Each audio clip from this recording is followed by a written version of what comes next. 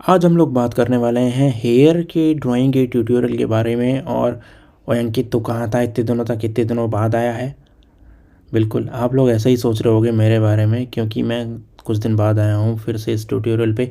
और यहाँ पे मैं विलो चारकोल को इस्तेमाल कर रहा हूँ बेस लेयर आउट करने के लिए। नमस्कार दोस्तों, मैं हूँ आपका दोस्त अंकित और अपने चैनल पे आप सभी का एक बार फिर से स्वागत करता हूँ। और इस अमेजिंग ट्यूटोरियल को फिर से शुरुआत करते हैं। तो बेस लेयर में मैं विलो चारकोल को यूज़ कर रहा हूँ, ये एक एक्सपेरिमेंट है। और अगर आपको मेरे से आर्ट थोड़ी डीपली सीखनी है तो मेरी स्किल शेयर क्लास और यूडीमी क्लास को ज्वाइन कर सकते हो। नीचे डिस्क्रिप्शन बॉक्स में उसका लिंक मिल जाएगा आपको। वहाँ पे बहुत ही अमेजिंग ट्यूटोरियल्स हैं, आप देख सकते हो, बहुत इन डेप्थ नॉलेज है। तो सबसे पहले मैं इसमें ट्यूटोरियल पे वापस आते हैं और मैं विलो चारकोल को यूज़ कर रहा हूँ बेस लेयर फॉर्म करने के लिए। जैसा कि मैंने आपको बताया है कि ये एक एक्सपेरिमेंट है, क्योंकि मैंने अभी तक विलो चारकोल को नहीं यूज़ किया है इस तरह की हाइपर रियलिस्टिक वगैरह ड्राइंग के मीडियम में। चारकोल में तो ये बहुत धड़ल्ले से यूज़ होता है, लेकिन यहाँ पे ऐसे आई हैवन डिड इट, मैंने पहले कभी नहीं किया है। और मैं बीच बीच में थोड़ी बहुत अंग्रेज़ी भी झाड़ूंगा। वो इसलिए नहीं कि मैं ये दिखाना चाहता हूँ कि मैं इंग्लिश बोल रहा हूँ, ये नहीं। रीज़न ये है कि बहुत सारे ऐसे सब्सक्राइबर हैं जो हिंदी बिल्कुल नहीं समझ पाते और वो बार बार रिक्वेस्ट करते हैं कि आप इंग्लिश में ट्यूटोरियल बनाइए। तो I am just helping them out कि वो लोग भी कुछ चीज़ें समझ पाएँ, क्योंकि ये दोनों लैंग्वेज में करना तो मुश्किल है। तो इसीलिए हिंदी मेन है और उसमें फिर इंग्लिश का बीच बीच में टच डालते रहेंगे।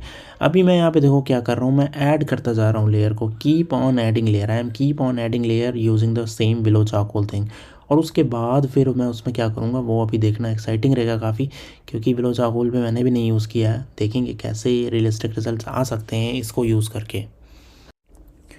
और मैं क्या कर रहा हूँ, और ज़्यादा लेयर को ऑप्ट करने की कोशिश कर रहा हूँ। और अब मैं फिंगर्स को हल्का सा यूज़ करके उसको ब्लेंड कर दे रहा हूँ। आपको दिखा रहा हूँ कि कितना पावरफुल टूल है। जब हम सेकेंड लेयर ऑप्ट करेंगे तो हम और ज़्यादा प्रेशर डालेंगे। पहले वाले जो लेयर हमने ऑप्ट की उसमें हमने कम प्रेशर डाला, दूसरे वाले लेयर में हम ज़्यादा प्रेशर डाल के ज़्यादा डार्क वैल्यूज़ को ऑप्ट कर रहे हैं। तो ये तरीका है विलो चारकोल को यूज़ करने का, ठीक है। और ये बहुत ही अच्छा तरीका हो सकता है। यहाँ पे अब मैं यूज़ करने वाला हूँ एक थिक मेकअप ब्रश, या कोई भी वाटर कलर ब्रश हो आपके पास, कोई भी ब्रश हो वो आप यूज़ कर सकते हो। और बहुत ही कम प्रेशर डालना है यार, ये चीज़ का ध्यान रखना, क्योंकि विलो चारकोल बहुत ही ज़्यादा पाउडरी एलिमेंट है और वो तुरंत उड़ता है ना, हवा मार के। तो बहुत कम प्रेशर डालना है, बिल्कुल ऊपर ऊपर से इसको कहते हैं ना यूज़ करना, वैसे यूज़ करना है आपको। ज़रा भी प्रेशर नहीं देना है, कोशिश करनी है, क्योंकि ये एक स्मूथ पेपर है तो ऑलरेडी इस पर टीथ बिल्कुल भी नहीं है। तो जब आप प्रेशर देते हो तो पूरा का पूरा उड़ सकता है, इसलिए कम प्रेशर देना है, ताकि एक ग्रे लेयर, एक मोनोलिथिक ग्रे लेयर हमें, ग्रे लेयर हमें ऑप्ट होनी चाहिए। तो वो ही एम है। अब एक और इम्पॉर्टेंट तरीका, जो विलो चारकोल ने हमें बेस लेयर दी उसके ऊपर अब हम चारकोल पेंसिल को यूज़ कर सकते हैं। क्योंकि विलो चारकोल और ये चारकोल पेंसिल या फिर कंप्रेस चारकोल एक ही मीडिया के ही अलग अलग रूप हैं, मतलब एक ही एलिमेंट के अलग अलग रूप हैं। तो वो एक दूसरे पे अच्छे से ऑप्ट होते हैं, ये सबसे ज़्यादा अच्छी बात है। तो जितना ही मैं ऊपर लेयर ऑप्ट कर रहा हूँ, वैल्यूज़ देखो कितनी ईजिली डार्क हो रही हैं। अब यही हेयर अगर मैं ग्रेफाइट से करता तो इसको मुझे फिनिश करने में, अगर लेट्स से अगर मुझे 5-4 घंटे लगते, और वही अगर मैं अभी इस तरीके से ऑप्ट कर रहा हूँ तो मुझे 2 घंटे लगेंगे। मतलब समझ लो सीधे सीधे 2 घंटे बचा लेगा ये मेरे। तो यही फ़ायदा है जब आप बेस लेयर किसी इस टाइप की मीडिया को ऑप्ट करके जल्दी से ऑप्ट कर लेते हो ना। मतलब जैसे लेट से कोई डार्क स्टिक है, कोई ऐसी आपके पास हाई ग्रेड की पेंसिल है, तो उससे यही फ़ायदा होता है। उसके बाद आप ग्रेफाइट यूज़ करो। देखो अभी मैं यहाँ पे ग्रेफाइट पेंसिल यूज़ कर रहा हूँ।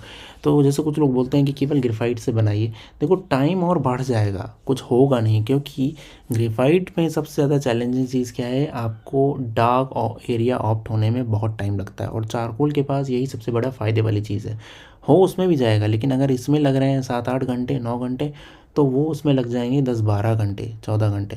तो जनरली आर्टिस्ट टाइम को सेव करने के लिए और सबसे ज़्यादा डार्केस्ट वैल्यूज़ को ऑप्ट करने के लिए ईजिली चारकोल को यूज़ करते हैं साथ में। ठीक है, ये एक बहुत ही इंपॉर्टेंट पॉइंट था जो मुझे लगता है आपको समझ में आया होगा। और देखो किस तरह से फिल अप हो गया है, पूरा का पूरा डार्क एरिया क्रिएट हो गया है। अब हमें इसमें करना कुछ नहीं है, करना बस ये है कि हमें इसमें हाइलाइट्स को ऑप्ट करना है ना। सो नाउ टेल मी, अब कौन कौन से वो तरीके हैं जिससे हम हाईलाइट क्रिएट करते हैं। अब आप लोगों के लिए भी एक क्वेश्चन है। तो बताओ, अभी करने वाले हैं यहाँ पर भी।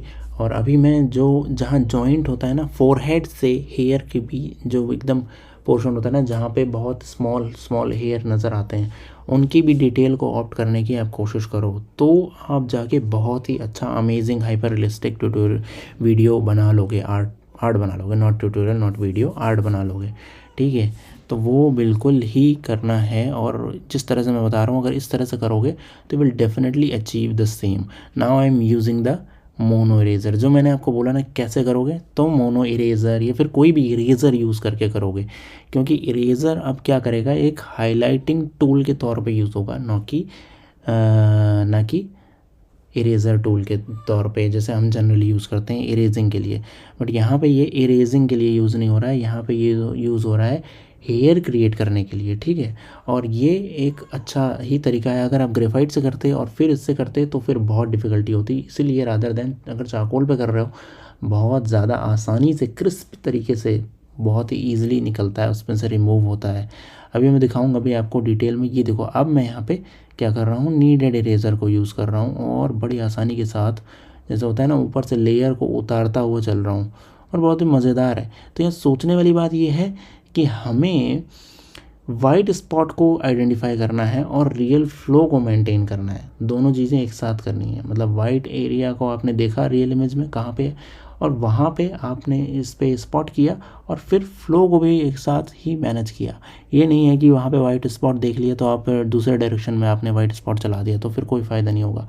सेम फ्लो जो रियल इमेज में है, वही फ्लो वही डायरेक्शन ऑप्ट करना है। अगर ये आप कर लेते हो ना दोनों चीज़ें, तो आप बहुत ही अच्छे तरीके से बहुत ही कम समय में एक रियलिस्टिक हेयर ड्रॉ कर ले जाओगे। अब इसका देखो कोई एंड नहीं है, आप जितना टाइम देते जाओगे उतना ही खूबसूरत हेयर बनेगा। और जहाँ तक मेरी बात है, मैं इस मामले में थोड़ा सा आलसी हूँ कि मैं हेयर पे जा कर के बिल्कुल ही मेरा मन ऐसा बोलते हैं ना जिसको कि अब ठीक है, हो गया, फिनिश हो गया, फीचर्स पे मेरा ज़्यादा इंपॉर्टेंस रहता है। लेकिन फंडामेंटल्स क्लियर होना बहुत ज़रूरी है। तो जब भी हम हेयर ड्रॉ करें तो ये चीज़ का ध्यान रखें कि कभी भी हेयर जो है स्ट्रेट डायरेक्शन में नहीं होता है। पहला प्रिंसिपल तो किस डायरेक्शन में होता है, ये हमेशा कर्व लिए हुए होता है। देखो इस डायरेक्शन में जो एरो का वो देख रहे हो ना, तीर का शेप वही है। और यहाँ पे देखो, यहाँ पे इस डायरेक्शन में सी फॉर्म में लिया हुआ है। ठीक है, कुछ और जगह पे ये देखो, ये उल्टा रिवर्स सी लिया हुआ है। तो इस तरह से कर्व रहेगा हमेशा ही, नॉट अ स्ट्रेट लाइन। ठीक है, इस चीज़ का ध्यान रखना। बहुत जब छोटे हेयर होते हैं, जैसे राइट साइड में आप देख रहे हो यहाँ पे ड्राइंग के, वहाँ पे स्ट्रेट हेयर आप कर सकते हो, छोटे हेयर होंगे जब। लेकिन जैसे ही हेयर बड़े होते हैं तो that it will form a curve. इस चीज़ का अगर जो आप ध्यान रखोगे तो आप कोई भी रियलिस्टिक हेयर ड्रॉ कर ले जाओगे। और कितनी डिटेल में आप जा सकते हो वो तो आपके ऊपर है। टाइम देने वाली बात है, आपको 2 घंटे में फिनिश करना है या 4 में या 5 में, जितना टाइम आप लेना चाहो उतना टाइम लो और उतना ही ज़्यादा रियल बनाओ। अब बाकी क्लोथ वगैरह पे भी देखो, मैं इसी तरह से कर रहा हूँ। क्विकली करने के लिए मैं विलो यूज़ कर रहा हूँ और साथ के साथ मैं चारकोल पेंसिल को इस्तेमाल कर रहा हूँ। तो इस तरह से करके आप फिनिश भी कर सकते हो। और फिनिशिंग पे अभी मैंने यहाँ पे बहुत ज़्यादा तवज्जो नहीं दिया हुआ है। You can do it to your extent जिस पे आप चाहते हो करना, बट जो मेन फीचर थे वो मुझे लगता है मैंने आपको यहाँ बहुत अच्छे से समझाए हैं। और काफ़ी हद तक मैंने कोशिश की है कि आप एक एक बारीकियों को समझ पाओ इसकी। तो इसको मैं अभी क्विकली फिनिश कर देता हूँ रैंडमली, है ना, ताकि आप इस चीज़ को फिनिश अप कर सकें और एंड रिज़ल्ट को देख सकें। तो वेल, मुझे लगता है कि ये ट्यूटोरियल आपको पसंद आया होगा। इसके रिगार्डिंग कोई क्वेरी हो तो डेफिनेटली आप पूछना। और ये पोर्ट्रेट जो है फिनिश करने में काफ़ी ज़्यादा टाइम लगा, 10-12 घंटे लगे। वीडियो को शेयर ज़रूर कीजिएगा, लाइक कीजिएगा अगर पसंद आया हो ये ट्यूटोरियल। और साथ के साथ आपको भी कमेंट कर सकते हो, इसके रिगार्डिंग कोई क्वेरी हो तो कर सकते हो। और इस चैनल को प्लीज़ सब्सक्राइब ज़रूर कीजिएगा। Thank you so much, love you all, bye.